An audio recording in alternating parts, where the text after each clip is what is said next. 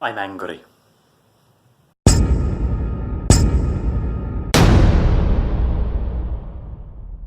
Now, let me tell you this. I'm a musician, okay?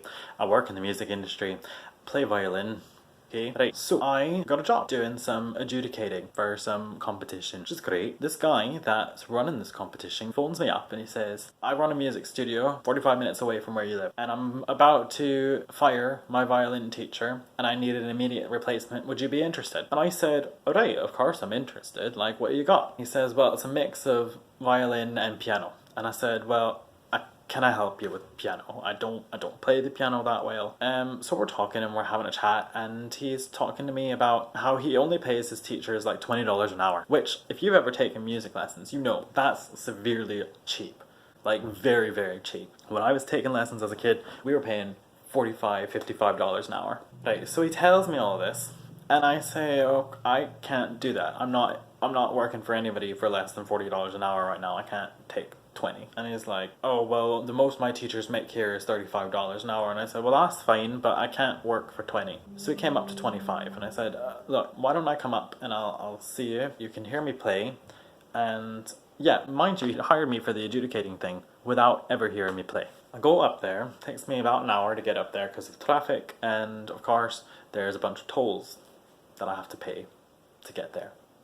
Right, so all of this happens in about 20 minutes. Okay, I get up there, he's making himself a cup of coffee downstairs, and he's telling me, oh, kids remember their iPads but they don't remember their drumsticks and all this other stuff. And I'm like, yeah, it's kind of sad that we're at a place now where kids, their main focus is electronics. So we go up to his office and we start talking. He sits me down, and the first thing he says is, I cannot afford to pay you more than $25 an hour. And I said, okay, that's fine, we'll talk about it. But, you know, what are the... I started off by saying, what are the hours? He said that the job's going to be Monday through Saturday from like 3 p.m. to 9 p.m. And I said, I can't do that. I can give you like 2 days. And I said, how is Monday, Tuesday? And he said, that's fine. And I said, okay, because he has this studio policy where parents pay, and if the lesson is missed, the lesson is missed, and that's that, and there's no makeups ever. I gig, so like I would have to reschedule sometimes, and you know, I said Monday and Tuesday what my schedule will be, and he says,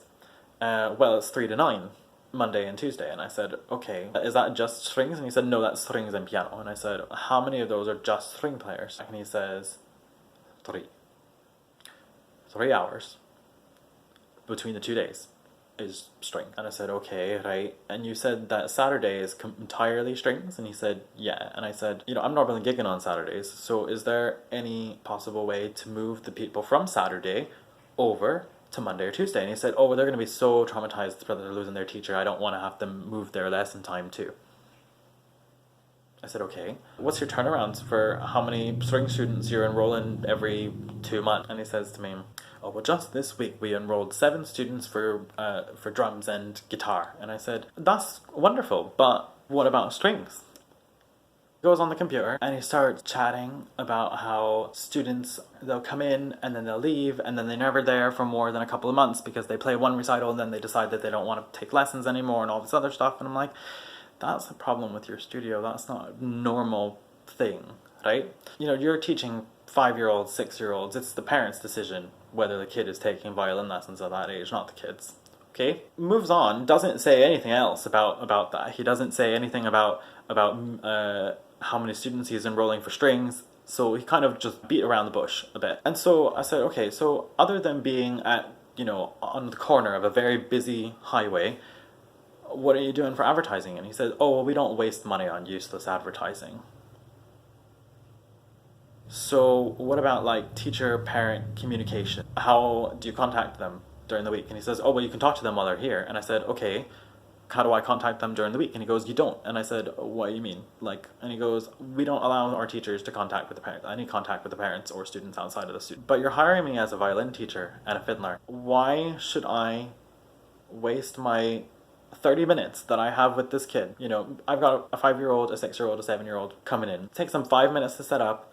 You have to figure that you're losing at least 5 minutes for banter that they're going to give you. So you're down to 20 minutes, and that's if they are holding their attention that day. You only got 20 minutes. So I have to use part of my precious 20 minutes that I have with this student to sit there and make recordings of something in 3 different tempos, with slurs, without slurs, with ornaments, all these other things that they should be listening to throughout the week.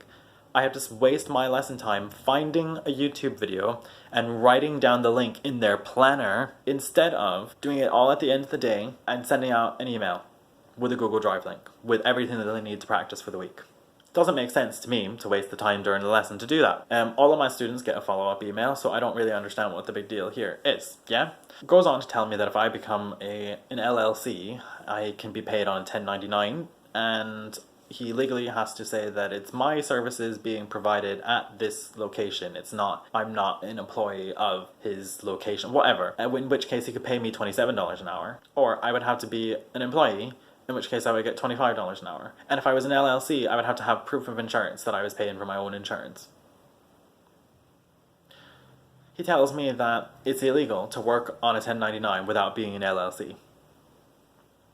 He tells me all of this bullshit, okay, absolute bullshit, okay, about working and all this other stuff. I said, do you have a contract that I can like take home, like a blank contract that I can take home and look over? Because I would like to just make the right decision for myself.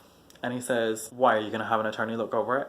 Because I can bring my attorney into this. We can go into attorney review if you'd like. I mean, I might have somebody in my family look over it who happens to be a lawyer, but that doesn't mean that I'm want to go into attorney review. And he says, well, I'm not going to give you a contract right now because I don't think that you're a very good fit for this. You know, he's like, there's nothing wrong with my contract. It's like, mate, firstly, if there was nothing wrong with your contract, then you should have no problem with somebody just looking it over, because there's nothing wrong with it. And then you're severely underpaying your teachers. You're paying them $25 an hour. You know, I tried to get him up to 32 and he would not go to 32. Meanwhile, like, he's going to be up Shite Creek, you know? So I said, right, you haven't even heard me play.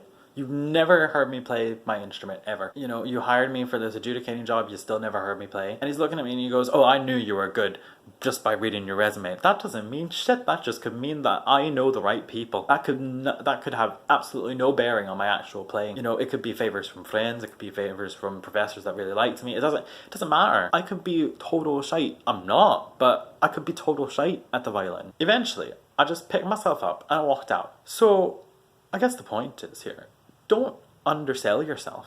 Don't accept something that you think is not worth your time in the music industry, because you're only selling yourself short, and you have to be able to sell yourself and feel good about what you're doing.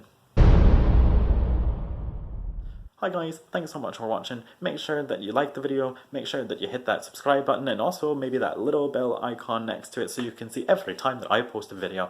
Hope you have a really great week. Cheers.